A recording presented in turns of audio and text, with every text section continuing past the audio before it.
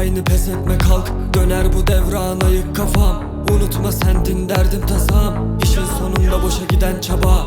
Bilmezden gelmeyi istersen vardım. Bir minderden izlersin artık bıraktık. Yardım et Tanrım, herkes kraldı. Kendimle kanlı bıçaklı hayatım. Sırtımdan iten yine bizden biri. Kazandık derken hep gördük gibi. Dipten de çıkardım düştüğüm gibi. Ama yorgunum sürekli koştuğum için. Kurallar sizi yaparken kuzu, bu duvarlar bizi hapseder içine. Kumaşlar belli, suratlar değişir. Dudaklar tutamaz gelmişse dilim. Sil baştan, yok sizden korkum doldu.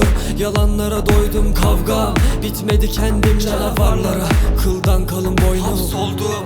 Kurtar beni ne olur Tanrım.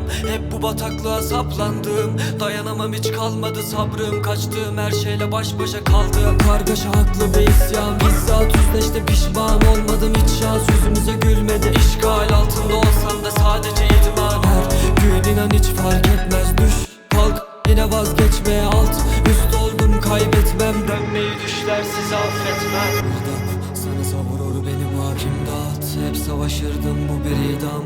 Ama pişman olamam, sen bu hayatıma mimarsın. Girdap sana savurur beni bu hakimdat. Hep savaşırdım, bu bir idam.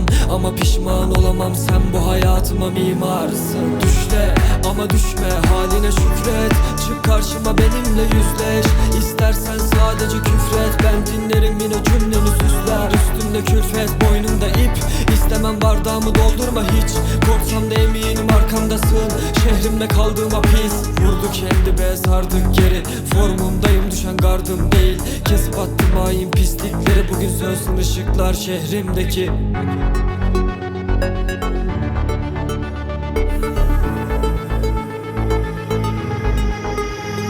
Bir girdap sana savurur beni bakimdat. Hep savaşırdım, bu bir idam.